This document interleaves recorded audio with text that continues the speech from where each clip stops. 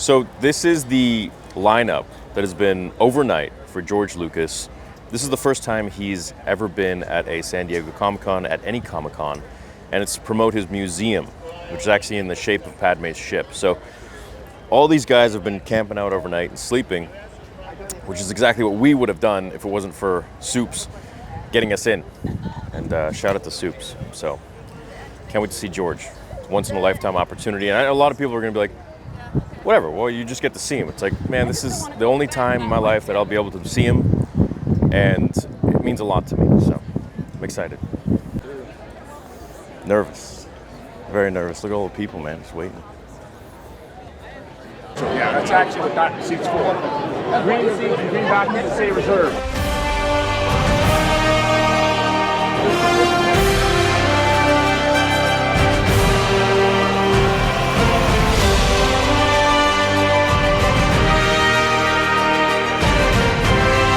It's great meeting you guys, man. That's it's amazing. Didn't think that would happen here, but I guess. Damn, almost got removed. Almost got kicked out. Because I was saying hi to too many of you. So we had to like bump. Always got to represent the boys, you know what I mean? We are here on a Sunday. It has been a while, hasn't it? I'm excited. And thank you all for coming to Comic-Con this year. I hope it was worth your time, money, and effort. Did you guys enjoy the show so far? Well, I know you are probably going to enjoy this one. And everyone here is for the they know what panel they're here for, right? Everybody? Welcome to one of the most highly anticipated panels of Comic-Con 2025, the sneak peek of the Lucas Museum of Narrative Arts. It is my great honor to introduce our panel's moderator and one of the coolest sci-fi nerds in the building, Oscar-nominated actress, Grammy and Emmy award-winning musician and producer, Queen Latifah.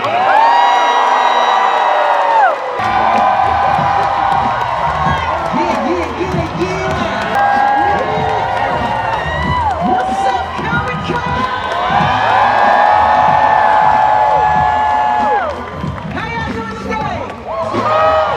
All the people in the back, can you hear me? All the people on that side, can you hear me? Can you hear me? People on the right, can you hear me? All right. And welcome to the main event. I see y'all are as excited as I am, but feel free to make some noise for yourselves for being here. I see you look good, my guy. We've been waiting 5 decades for this. 5 decades. So let's not waste any more time. Let's get him out here. First up, he is one of the brilliant designers who helped shape the iconic look and feel of the Star Wars universe. His concepts were instrumental in creating the worlds, the characters, and the vehicles we all love. You'll see some of his work on display at the museum. Put your hands together for Academy Award-winning artist and production designer, Doug Chiang!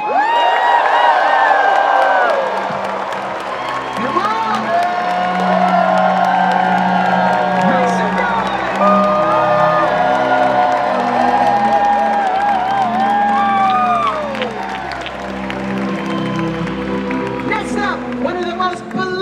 Filmmakers of our time.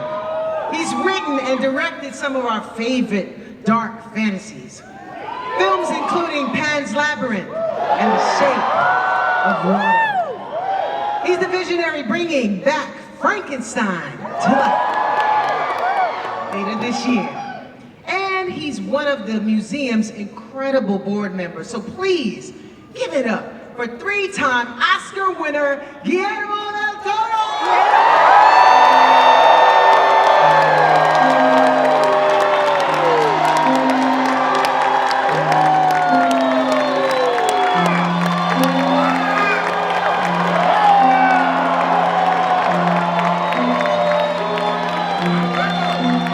Now, few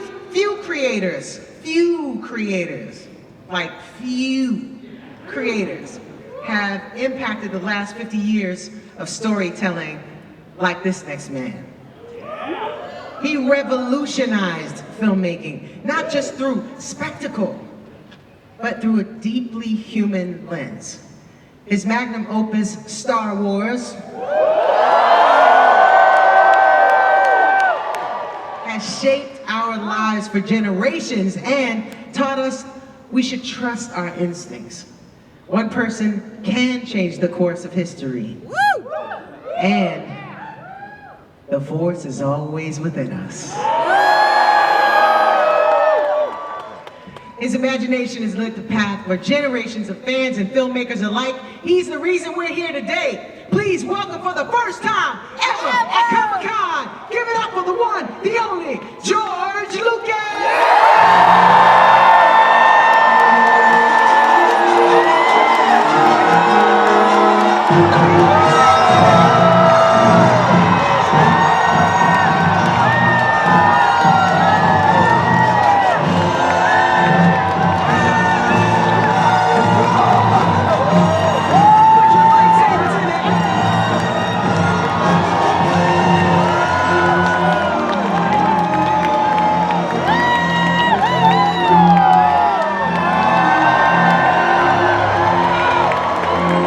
Have a seat, gentlemen, come on!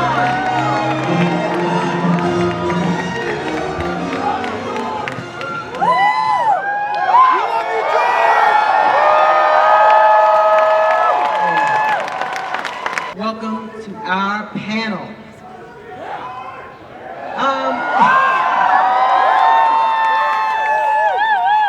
Sorry, what does 50 years of love sound like? Silence! Clip if he needs it. All right, I feel so lucky somebody pitched me to be sitting here. Besides being a sci-fi nerd myself, I'm just so happy to be here to support two of my closest friends, George and his wife, Melody. This is such a historic moment, not just because it's George's first time at Comic-Con, not just because he brought the big guns with him, but because this is the very first time George has done a personal show and tell of the new museum, the new Lucas Museum of Narrative Art. This place, it is incredible. It's chock full of pieces that George has been collecting over 50 years. I'm talking original character sketches, original matte paintings, illustrations. So watch very closely because this little video you're about to see for the very first time, we're revealing some of those pieces that'll be on display.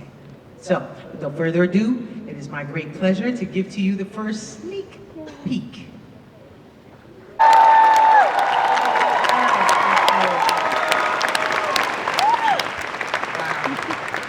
Now, narrative art is storytelling through visual media.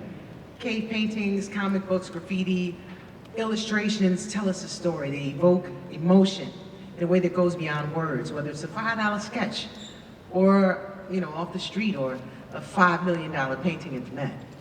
You put a superhero comic in a child's hands and they immediately feel we must never back down to the face of evil. And we're here today because my dear friend George wanted to create a space where anyone could come and be inspired by the same art that inspired him. George, what is narrative art to you, and when did you first fall in love with it?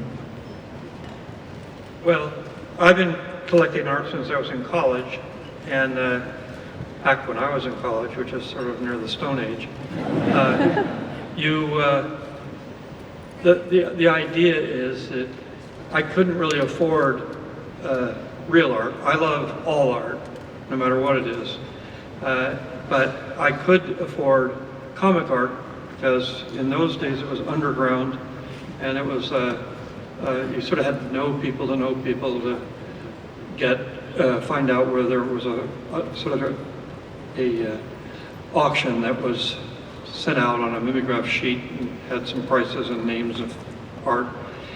And so I've been sort of collecting narrative art ever since then, because I could then, in college, I could get an alley-oop for $30. And because the comics were expensive, but the original art wasn't that expensive because it was harder to come by. But And, you managed to collect upwards of 40,000 pieces of art. yeah, I've been doing this for 50 years now. And then it occurred to me that what am I going to do with it all? Because I refuse to sell it. You know, I'm not one of the typical high art collectors who buys and then you come back 5 years later and you say, what happened to that painting you bought? That was so beautiful. Well, I sold it for $10 million. I made a lot of money on it. I said, I could never do that. It just is not what I think art is. I think it's more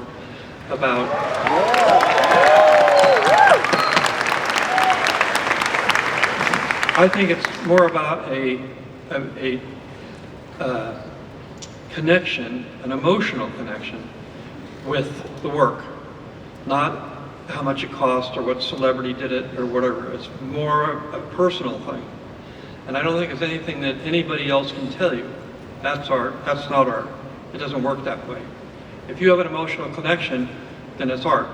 If you don't, then just move on to the next painting. And it's the idea that people can tell you what art is and talk about it. I've discovered just from my experience of making movies and things that, you know, other people's opinions don't mean much. The only thing that really means something is what you do and what you feel about it. And then if you see that other people react to it in a very emotional way, then you say, well, I did my job, that was good. But when people come who say they're experts and they say, oh, that's not art, that's not this, that's tough. And I've worked with hundreds of illustrators in my life, and they're all brilliant, they're all great, but they don't get recognized for anything. So this is sort of a temple to the people's art. Woo! Temple to the people's art. Guillermo, you have some feelings about narrative art as well. Well, yeah, I mean, I think the duty of art is twofold, is to hint at a mystery and provide eloquence and emotion. And I think that when you have those two things and you realize that there is, once photography enters the picture, a lot of the art that is figurative starts to be looked, frowned upon a lot more historically. And yet you realize that it is an art that captures a moment and an emotion for many, many people, that is always able to express things that are not just propaganda once it's liberated from church and state. And particularly many of the pieces we have that celebrate Crazy Cat, certainly. Comics were the first one to punch Nazis. EC Comics had a lot of social conscience before or at the same time than movies and so forth. And you have graffiti, you have many of the popular mimeographed forms of art that do that. They are not dominated, and the museum, what is important for me or what is magical, is not a man and his collection, it's a lineage of images. A lineage of images that have been spoken, and we as storytellers and visual storytellers, we have that vocabulary to see where that thing came from, the etymology of that image. And when you think about that, you know, Noam Chomsky said, the limit of your language is the limit of your universe. If you cannot name something, you cannot own it. The same is true for images. And what is amazing about this collection, it will give you step by step how a form of expression came to inform what we are today. Because we are in a critical moment in which one of the things they'd like to disappear is the past. You know, and this is memorializing a popular, vociferous, expressive, and eloquent moment in our visual past that belongs to all of us, and the museum celebrates this. And you've compared, you've compared narrative art to rock and roll. Yeah. How so? Well, if you have every institution if you look for illustration museum or illustrated narrative art museums, they're tiny places here and there. The declaration of principle that the size, scope, and majesty of this building say is basically this exists as an art form, you know, and it changes so minutely. Everybody here can argue who inks Jack Kirby better, you know, Simon and Kirby or Royer and Kirby, and it changes. That's how much is important. The size of the building is a temple that says this is an important thing. This is declared an art. Imagine for a moment that all we had was classical music and non-melodic music, and rock and roll had never been enshrined in a proper way as an art form. This is what this is doing. He's saying this is rock and roll and it needs to be enshrined. From the sky. It's unbelievable. But we'll talk about that later. I was just blown away. Doug, I would like to ask you about, because you have a very, very interesting viewpoint on how narrative art has impacted your life. Yeah. Can you speak to that? Absolutely. No, thank you so much. I mean, I feel so incredibly honored to be here to celebrate narrative art. That's amazing, and I haven't shared this before, but I grew up loving comic books, and that's how I fell in love with art. And it's one of those things where it was surprising because growing up as a kid in Michigan, you know, art, narrative art, comic book art, magazine illustrations were kind of looked down upon, and it was kind of sad. But it was a way for me to enjoy art, and it invited me to discover more about art. And what I love about what George and Melody are doing in creating this museum is that it's celebrating and acknowledging and giving respect to an art form that has really, you know, haven't been highlighted before. I mean, I think it's really time to celebrate the artists who have, you know, committed their whole careers to creating this, because it is really hard. And what's terrific for me is that, you know, as an aspiring artist when I was young, I wanted to draw. And this gave me a portal into this world to discover more about it. And what's wonderful about the museum is that it describes all the variety of forms of narrative art. You have Charles Schultz Peanuts, you have Winsor McKay, you have heavy metal magazines, then you have Norman Rockwell and Frank Frazetta and Mobius. Those are all different avenues for a kid to enjoy art and to entice him to come in. One of the things that I found kind of sad though was that, you know, when I was growing up, art, comic book art wasn't taken seriously. It was always diminished. It was kind of like, okay, Doug, you'll outgrow that someday. And I'm so glad I didn't.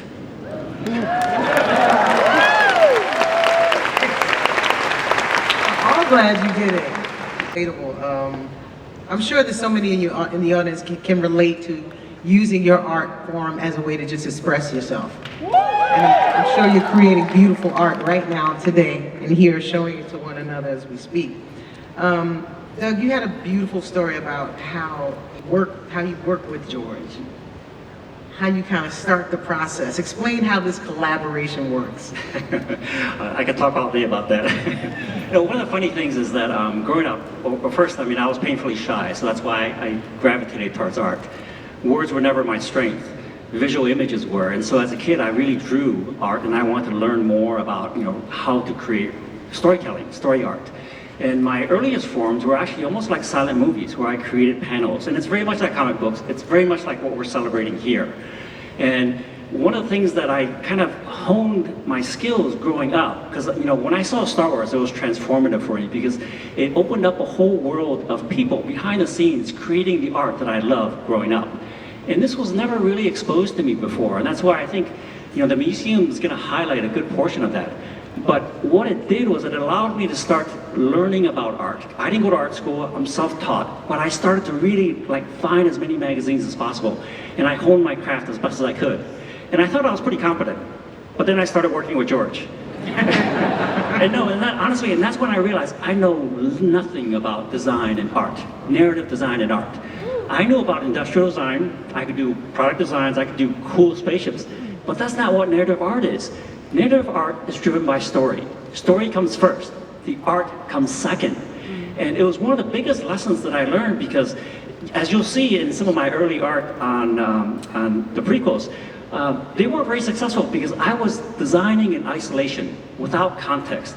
you know, and part of it was because I didn't know what the story was.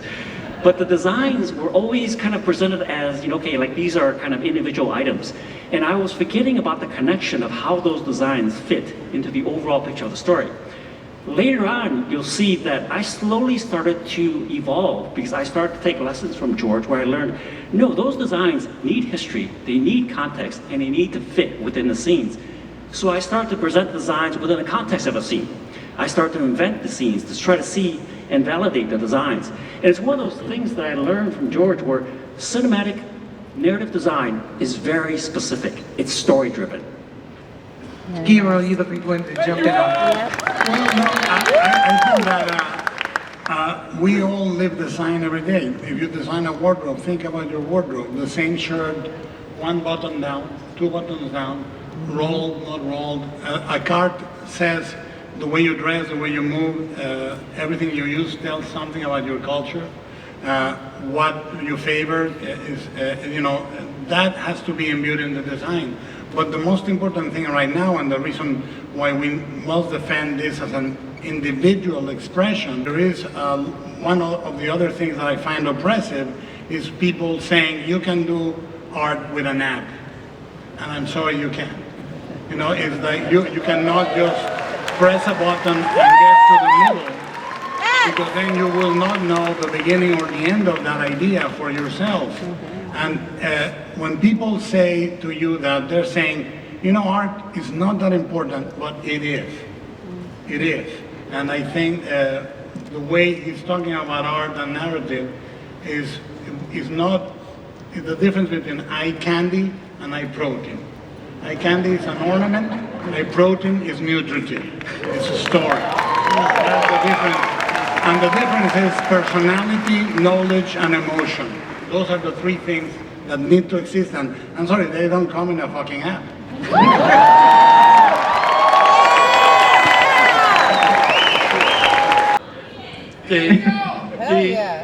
This museum is dedicated to the idea that stories, mythology, any kind of story, that is written to affect people and to build community is extremely important to society and creating societies and creating community.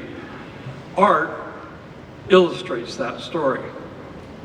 And that's the right hand of building a community is you need the art to make it seem real. Even, you know, back in the whether it's the Renaissance or the Stone Age, you'll always have a story that people believe, it's mythology, it's not really true, but people believe it and it binds them together with a common belief system. That common belief system is what is really important. And what we're doing here with the museum is to try to make people aware of the mythology that we live by, and at the same time, let them have an emotional experience looking at art that does tell the modern mythology. And as Doug pointed out, it's more of an exact science than people think it is. And it's a way, the art part of it, is a way of making it really accessible to people and make it so they believe it. I've heard you speak to that in our conversations a lot lately, and Guillermo, you just said the E word, and George said the E word. Y'all probably like, what the hell is the E word? I also use the F word. I'm alphabetical. Say as many F words as you want. But the connection that I always hear, that I've constantly heard in just our various conversations, is emotion. Yes. An emotional connection that the art, evokes an emotion from you. Yeah. And I think that is one of the most important things to never forget. I think when people step into this museum, they will be emotionally affected buy it. They won't even have to get inside of it before they have an emotional connection to it, because it's just absolutely stunningly beautiful and intriguing, done differently than anything I've ever seen. But once they get inside, the things that they see, they will have an emotional connection to personally. And which to me, I think will endear everyone in this audience. So please make it your business to get to Los Angeles to check out the Lucas Museum of Narrative Art. But let me tell you again some of the things that are actually found inside the museum, if you just forgot. Very first Flash Gordon, very first character drawing from Flash Gordon from 1934. Original, as in you can see the smudges by all the hands that touched it on the way to getting produced. Never been on display before anywhere, ever. Original sketches from the Peanuts comics from the 50s and 60s. Who, my Charlie Brown? My Snoopy? What? Did y'all not love Lucy kicking the football?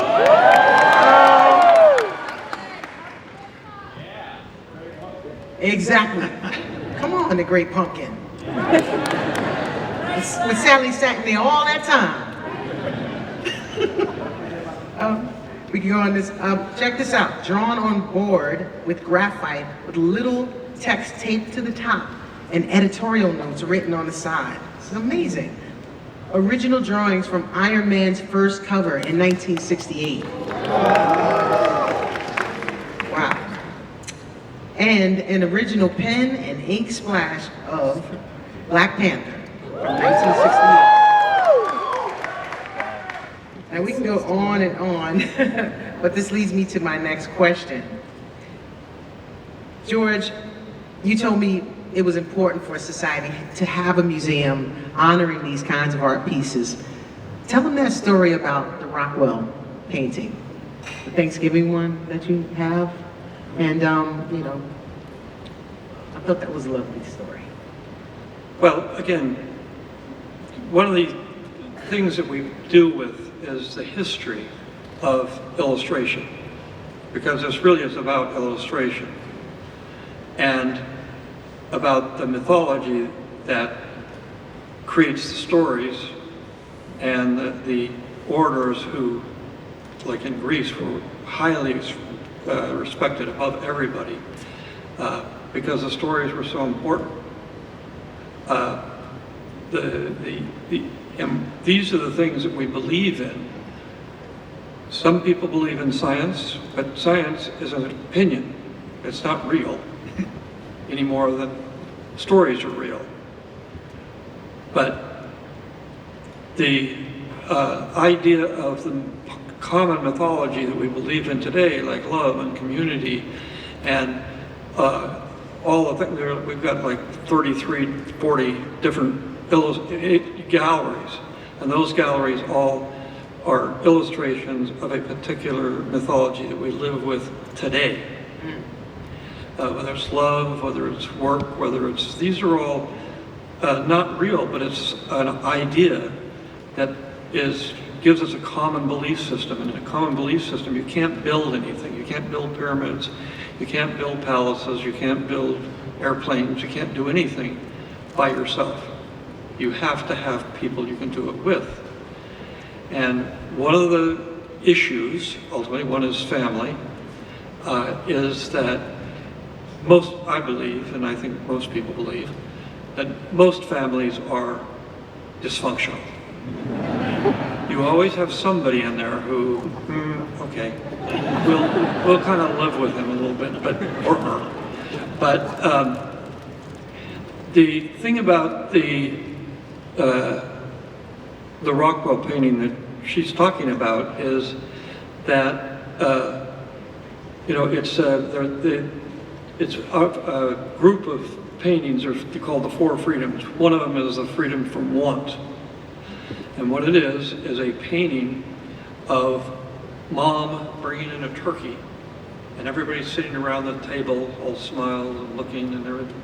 You know, the idea that Uncle Jim is drunk over the corner, or Sally and Billy are going to get divorced because they're having a huge argument, all that is not mentioned. But what it does say is the modern mythology is not that the Indians fed the pilgrims and saved them from starvation, because that would have gone away a long time ago. What it's really about is family. And people go to Thanksgiving and inevitably say, oh God, I don't want to do this again. You know, it's going to be fights, it's going to be this, you know, and I have to deal with my dad, I have to do, you know, it's all kind of, oh, well, I guess I've got to. Well, you've got to, because that painting tells you that family is important. It's part of what we need to keep society together, even if it's tough. And that's, a lot of the art centers around those ideas of what we believe in and how important that is to us to have a community and to be able to build off of a common belief. And that's especially together today because of the fact that the world is becoming a smaller place. There are a lot of different common beliefs out there. It used to be easy because they were far away and it was hard to get to the, you know, interact with that. But now we're experiencing, in a lot of ways, the fact that there's a lot of different beliefs and there's a lot that aren't common. And the society cannot exist without a common belief system. And that's where illustration is vital to show you what that means in everyday life.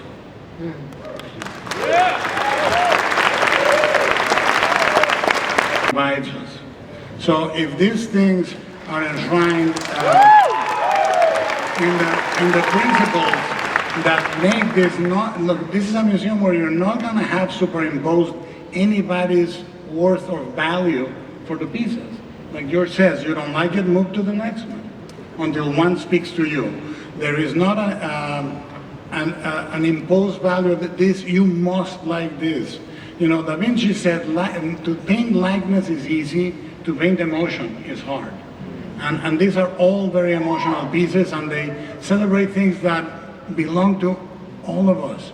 One of the reasons we are all here, one of the reasons is that popular mythology in forms of comic books of any kind, I don't care if you like underground comics or edgy comics that, you know, have nothing to do with genre, or you like a genre piece, is that we all can access those emotions. That's why they don't belong to the man, they don't belong to the power, they don't belong to our parents, they belong to us. And I think this is celebrating things that speak to all of us collectively but individually. So the size of the museum, again, declares this in existence in a way that is a singularity in the world right now. It's something that can celebrate that form of art.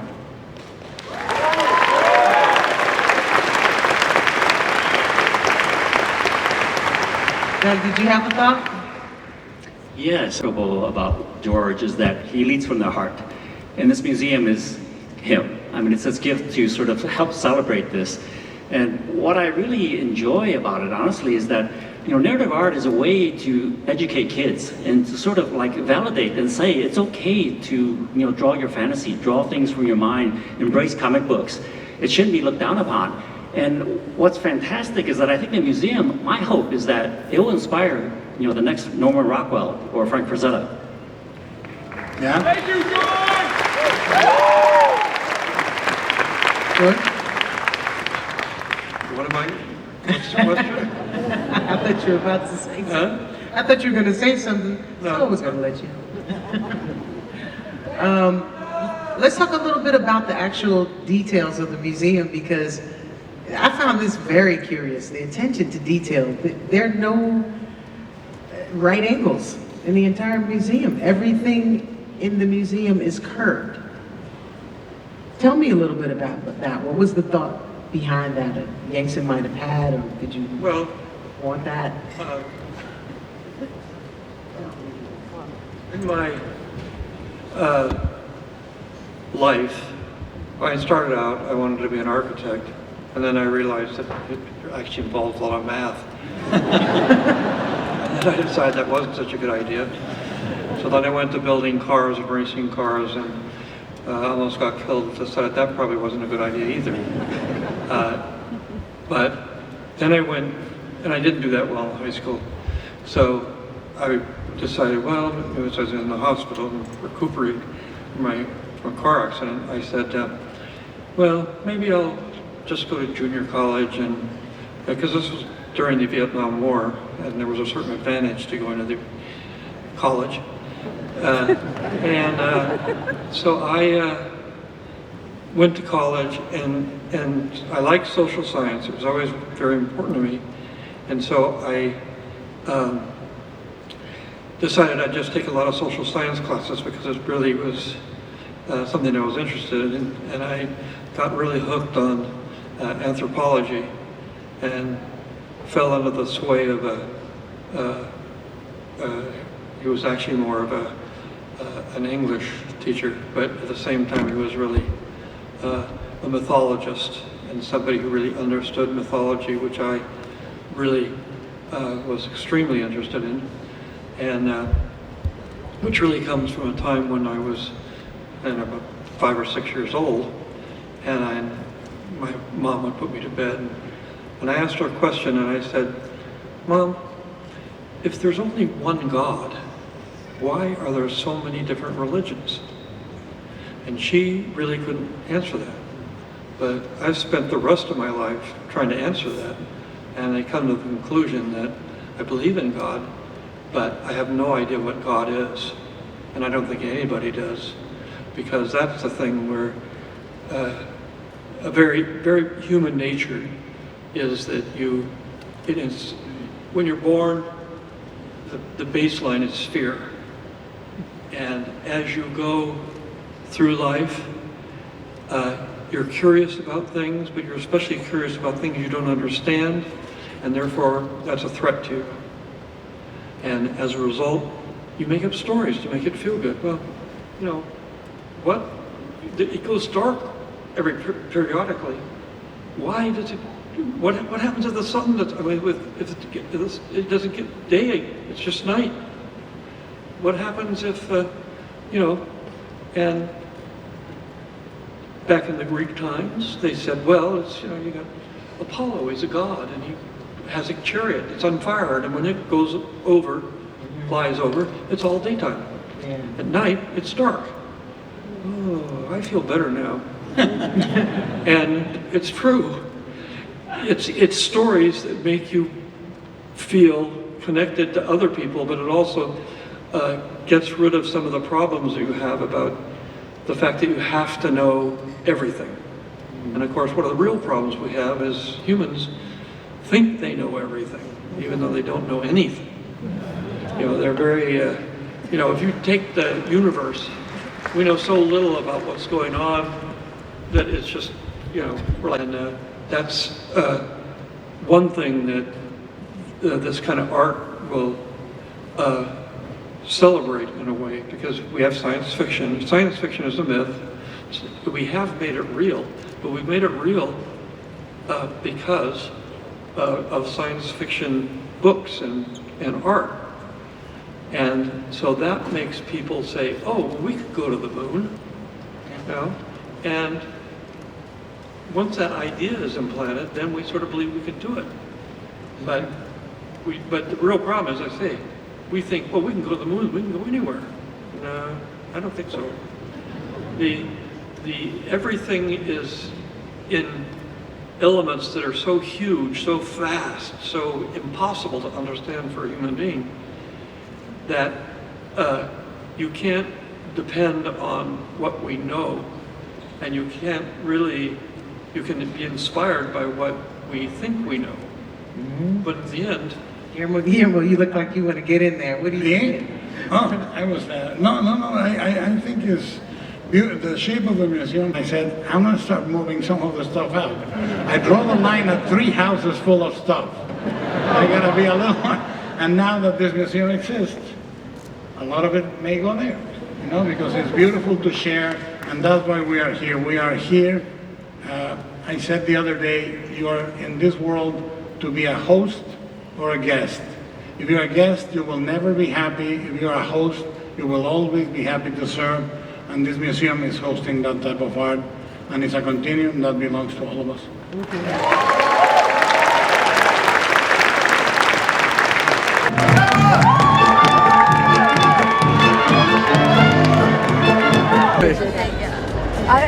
Let's go. See you, man. I appreciate it. Of course, bro. I'm really happy it came out. I'm happy we experienced this moment together. And fuck, keep doing what you do, bro. You too. Stay strong, okay? Yeah, you too.